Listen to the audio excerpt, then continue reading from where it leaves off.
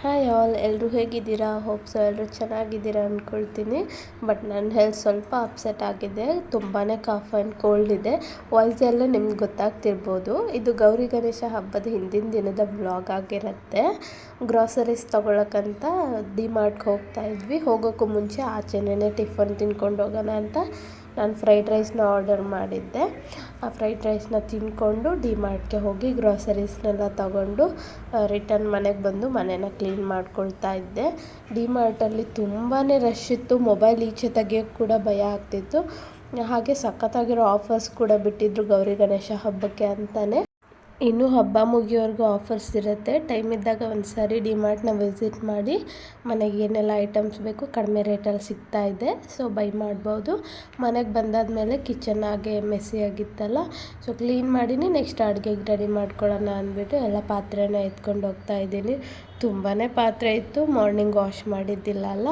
ಹಾಗೆ ನಮ್ಮ ಮನೆಯಲ್ಲಿ ಕೋತಿಗಳ ಕಾಟ ಜಾಸ್ತಿ. ಕಿಟಕಿ ಓಪನ್ ಆಗಿಬಿಟ್ಟು ಹೋಗ್ಬಿಟ್ರೆ ಸಾಕು, ಕಿಟಕಿಲಿ ಕೈ ಹಾಕಿ ಎಣ್ಣೆ ಬಾಟ್ಲೆಲ್ಲ ಎತ್ತಿ ಬಿಸಾಕಿಬಿಡ್ತವೆ. ಗಾಜಿನ ಬಾಟ್ಲ್ ಆಗಿರೋದ್ರಿಂದ 2-3 ಸರಿ ಒಡೆದು ಕೂಡ ಹೋಗಿದೆ.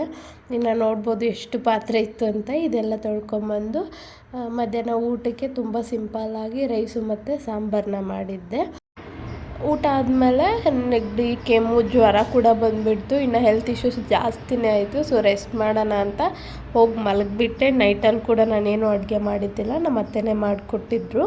ಇನ್ನು ನೆಕ್ಸ್ಟ್ ಡೇ ಮಾರ್ನಿಂಗಲ್ಲಿ ನಾನು ಇದನ್ನೆಲ್ಲ ಓಪನ್ ಮಾಡ್ತಾಯಿದ್ದೀನಿ. ಅಂದರೆ ನೆನ್ನೆ ಗ್ರಾಸರೀಸ್ ಏನು ತಂದಿದ್ವಲ್ಲ ಡಿಮಾರ್ಟಿಂದ, ಅದೆಲ್ಲ ರಿಫಿಲ್ ಮಾಡೋಕ್ಕಂತ ತೆಗಿತಾ ಇದ್ದೀನಿ. ನೋಡ್ಬೋದು ಸ್ವಲ್ಪನೇ ಗ್ರಾಸರೀಸ್ ತಂದಿದ್ದೀನಿ.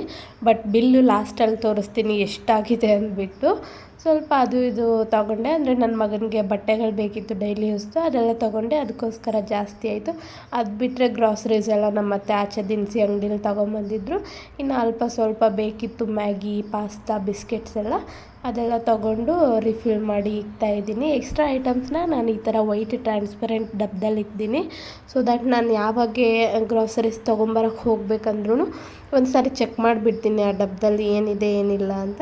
ಸೊ ಜಾಸ್ತಿ ಎಕ್ಸ್ಪೆನ್ಸಿವ್ ಆಗಲ್ಲ ಗ್ರಾಸರೀಸ್ ತರೋದು, ಕಡಿಮೆನೇ ಸ್ಪೆಂಡ್ ಮಾಡ್ಬೋದು ಅಂತ ಅಷ್ಟೇ.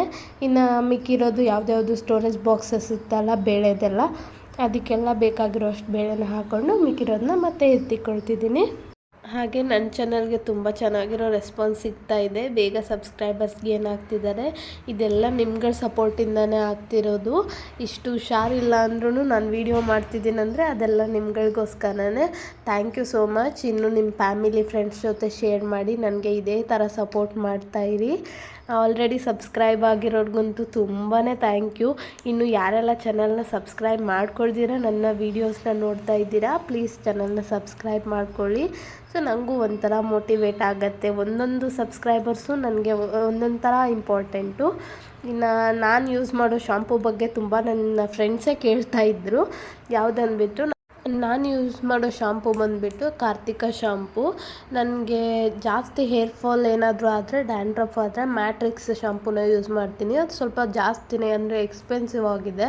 ಅದೇ ಡೈಲಿ ಯೂಸ್ಗೆಲ್ಲ ಅಷ್ಟೊಂದು ಸೆಟ್ ಆಗೋಲ್ಲ. ಯಾವಾಗ ಒಂದು ಸಾರಿ ಯೂಸ್ ಮಾಡೋಕ್ಕೆ ಪ್ರಾಬ್ಲಮ್ ಇಲ್ಲ. ಒಂದು ಬಾಟಲ್ನ ಬೈ ಮಾಡಿದರೆ ಆಲ್ಮೋಸ್ಟ್ 6 to 7 ಮಂತ್ಸ್ ಈಸಿಯಾಗಿ ಯೂಸ್ ಮಾಡ್ಬೋದು. ನಿಮಗೂ ಹೇರ್ ಫಾಲ್ ಇದ್ದರೆ ಮ್ಯಾಟ್ರಿಕ್ಸ್ ಶಾಂಪೂನ ಯೂಸ್ ಮಾಡಿ. ನನಗೆ ಆಲ್ರೆಡಿ 8 ಮಂತ್ಸ್ ಸ್ಟಾರ್ಟ್ ಆಗಿ 1 ವೀಕ್ ಆಯಿತು. ಈ ವೀಕಲ್ಲಿ ನಮ್ಮ ದೊಡ್ಡಮ್ಮ ಬರ್ತಿದ್ದಾರೆ. ಸೊ ಅವ್ರಿಗೆ ಟೀ ಅಂದರೆ ತುಂಬಾ ಇಷ್ಟ. ಒಂದು ಡೇಲಿ 3 to 4 ಟೈಮ್ಸ್ ಕುಡಿತಾರೆ. ಈವನ್ ಅವ್ರಿಗೆ ಶುಗರ್ ಇದೆ. ಶುಗರ್ ಇದ್ದರೂ ಕೂಡ ಅವ್ರು ಟೀ ಕುಡಿಯೋದು ಬಿಡಲ್ಲ, ಕಂಟ್ರೋಲಲ್ಲಿ ಇಟ್ಕೊತಾರೆ. ಸ್ವಲ್ಪ ಸಕ್ಕರೆ ಹಾಕಿ ಮಾಡ್ಕೊಳ್ತಾರೆ. ಅವ್ರಿಗಂದ್ಬಿಟ್ಟೆ ನಾನು ಪ್ರತಿ ಸಾರಿ 1/4 kg ಟೀ ಪೌಡ್ರ್ ತರ್ತೀನಿ. ಈ ಸಾರಿ ಅರ್ಧ kg ತೊಗೊಂಬಂದಿದ್ದೀನಿ. ಇನ್ನು ಇಲ್ಲಿ ನೀವು ಬಿಲ್ ನೋಡ್ಬೋದು ಎಷ್ಟಾಗಿತ್ತು ಅಂತ. ಆಲ್ಮೋಸ್ಟ್ 6000 ಜಸ್ಟ್ ಡಿಮಾರ್ಟದ್ದು ಮಾತ್ರ ಆಗಿತ್ತು.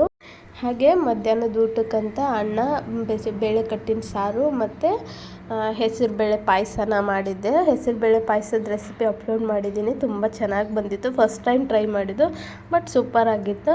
ಹಾಗೆ ಆಚೆ ಕಡೆ ಬಂದೆ, ಮಳೆ ಆಗ್ತಾಯಿತ್ತು, ಬಿಸಿಲು ಕೂಡ ಇತ್ತು, ಮಳೆನೂ ಆಗ್ತಾಯಿತ್ತು. ಇನ್ನು ನಾನು ಈವ್ನಿಂಗ್ ರೂಟೀನ್ ಕೂಡ ಇದರಲ್ಲೇ ಆ್ಯಡ್ ಮಾಡಿದ್ದೀನಿ. ನಾನು ಸ್ವಲ್ಪ ಹೊತ್ತು ರೆಸ್ಟ್ ಮಾಡ್ತೀನಿ ಮಧ್ಯಾಹ್ನ, ಆಲ್ಮೋಸ್ಟ್ ಒಂದು 2-3 ಅವರ್ಸು. ಅದಾದಮೇಲೆ ಈವ್ನಿಂಗು ಫ್ರೆಶ್ ಅಪ್ ಆಗಿ ಬಂದು ಮನೆಯೆಲ್ಲ ತುಂಬಾ ಮೆಸ್ಸಿಯಾಗಿರುತ್ತೆ. ನಿಮ್ಗಳಿಗೆ ಗೊತ್ತೇ ಇದೆ, ನನ್ನ ಮಗಳು ತುಂಬ ತೀಟ್ಲೆ.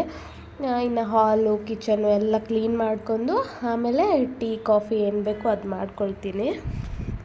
ಇನ್ನು ನಾನು ಮೊನ್ನೆ ಅಪ್ಲೋಡ್ ಮಾಡಿದ್ದು ಕಿಚನ್ ಮೇಕ್ ಓವರ್ ವೀಡಿಯೋಗೆ ತುಂಬ ಚೆನ್ನಾಗಿ ರೆಸ್ಪಾನ್ಸ್ ಸಿಗ್ತಾ ಇದೆ. ಅದಕ್ಕೋಸ್ಕರ ಹಾಲ್ ಕೂಡ ಮೇಕ್ ಓವರ್ ಮಾಡೋಣ ಅಂತ ಹೇಳಿ ಒಂದು ಸೋಫಾಗೆ ಮಾತ್ರ, ಅಂದರೆ ಲಾಂಗ್ ಇರೋ 3 ಸೀಟರ್ ಸೋಫಾ ಇದೆ ಅಲ್ಲ, ಅದಕ್ಕೆ ಪೇಂಟ್ ಮಾಡಿದ್ದೀನಿ. ಇನ್ನು ಸಿಂಗಲ್ ಸೀಟ್ ಇರೋ ಸೋಫಾಸ್ಗೆ ಪೇಂಟ್ ಮಾಡಬೇಕು. ಅದಕ್ಕೂ ಕೂಡ ಪೇಂಟ್ ಮಾಡಿ ಒಂದು ಸಾರಿ ಹಾಲ್ನ ಮೇಕ್ ಓವರ್ ಮಾಡಿ ಅದನ್ನು ವೀಡಿಯೋ ಅಪ್ಲೋಡ್ ಮಾಡ್ತೀನಿ. ಅದು ಕೂಡ ಚೆನ್ನಾಗಿ ಓಡುತ್ತೆ ಅಂದ್ಕೊಂಡಿದ್ದೀನಿ. ನೋಡೋಣ ಏನಾಗುತ್ತೆ ಅಂತ. ನಿಮ್ಗಳಿಗೆ ಈ ವಿಡಿಯೋ ಇಷ್ಟ ಆದರೆ ಪ್ಲೀಸ್ ಲೈಕ್ ಮಾಡಿ, ಕಮೆಂಟ್ ಮಾಡಿ, ಹಾಗೆ ಫ್ರೆಂಡ್ಸ್ ಆ್ಯಂಡ್ ಫ್ಯಾಮಿಲಿ ಜೊತೆ ಶೇರ್ ಮಾಡಿ. ಕ್ಲೀನಿಂಗ್ ಎಲ್ಲ ಮುಗಿದ ತಕ್ಷಣ ನಮ್ಮ ಯಜಮಾನ್ರು ತಿನ್ನೋಕ್ಕೆ ಈವ್ನಿಂಗ್ ಸ್ನ್ಯಾಕ್ಸ್ ಏನಾದರೂ ಮಾಡೋ ಟೀ ಜೊತೆ ಅಂತ ಇದ್ದರು. ಸೊ ಡಿಮಾರ್ಟಿಂದ ಪೂರಿ ತೊಗೊಂಬಂದಿದ್ನಲ್ಲ, ಪೂರಿ ಒಗ್ಗರಣೆ ಮಾಡೋಣ ಅಂದ್ಬಿಟ್ಟು ಅದನ್ನ ಮಾಡ್ತಾಯಿದ್ದೆ. ಜೊತೆಗೆ ವಿಡಿಯೋ ಕೂಡ ಶೂಟ್ ಮಾಡ್ಕೊಳ್ತಿದ್ದೆ, ಅಂದರೆ ರೆಸಿಪಿ ಶೂಟ್ ಮಾಡ್ತಾಯಿದ್ದೆ. ರೆಸಿಪಿನ ಆಲ್ರೆಡಿ ಅಪ್ಲೋಡ್ ಮಾಡಿದ್ದೀನಿ. ಈ ವಿಡಿಯೋ ಬರೋದು ತುಂಬಾ ಲೇಟ್ ಆಗುತ್ತೆ ಹೆಲ್ತ್ ಇಶ್ಯೂಸಿಂದ. ನಿಮಗೆಲ್ಲ ಇಷ್ಟ ಆಗುತ್ತೆ ರೆಸಿಪಿ. ಈ ಥರ ಒಂದು ಸಾರಿ ಪೂರಿ ಒಗ್ಗರಣೆನ ಟ್ರೈ ಮಾಡಿ. ಜೊತೆಗೆ ನನ್ನ ಮಗನ ಖಾರ ತಿನ್ನಲ್ಲ ಅಲ್ಲ, ಅವನಿಗೆ ಸಪ್ಪೆ ಪಾಸ್ತಾ ಮಾಡಿಕೊಟ್ಟೆ. ಇನ್ನು ನಾನು ಟೀ ಕುಡ್ಕೊಂಡು ನೈಟ್ ಊಟಕ್ಕೆ ರೆಡಿ ಮಾಡ್ತಿದ್ದೆ. ಅಷ್ಟರಲ್ಲಿ ನಮ್ಮ ಅತ್ತೆ ಬಂದುಬಿಟ್ಟು ಮುದ್ದೆ, ಸಾರು, ರೈಸು ಎಲ್ಲ ಇಟ್ಟು ಕೊಟ್ಟು ಹೋಗಿಬಿಟ್ರು. ನಾನು ಚೆನ್ನಾಗಿ ಊಟ ತಿನ್ಕೊಂಬಿಟ್ಟು ಸ್ವಲ್ಪ ಹೊತ್ತು ವಾಕ್ ಮಾಡ್ತೀನಿ ನಮ್ಮ ಮನೆ ಕಾರಿಡಾರಲ್ಲೇ. ಆಲ್ಮೋಸ್ಟ್ ಒಂದು 30 ಮಿನಿಟ್ಸ್ ಆದರೂ ನಾನು ಊಟ ಆದಮೇಲೆ ವಾಕ್ ಮಾಡ್ತೀನಿ. ಇಲ್ಲಾಂದರೆ ಒಂಥರ ಗ್ಯಾಸ್ಟ್ರಿಕ್ ಥರ ಆಗಿ ನಿದ್ದೆನೇ ಬರೋಲ್ಲ ಈ ಪ್ರೆಗ್ನೆನ್ಸಿ ಟೈಮಲ್ಲಿ. ಇದಾಗಿತ್ತು ಇವತ್ತಿನ ನನ್ನ complete day to night routine. ಹೇಗಿತ್ತು ಅಂತ ಕಮೆಂಟ್ ಮಾಡಿ. Thank you.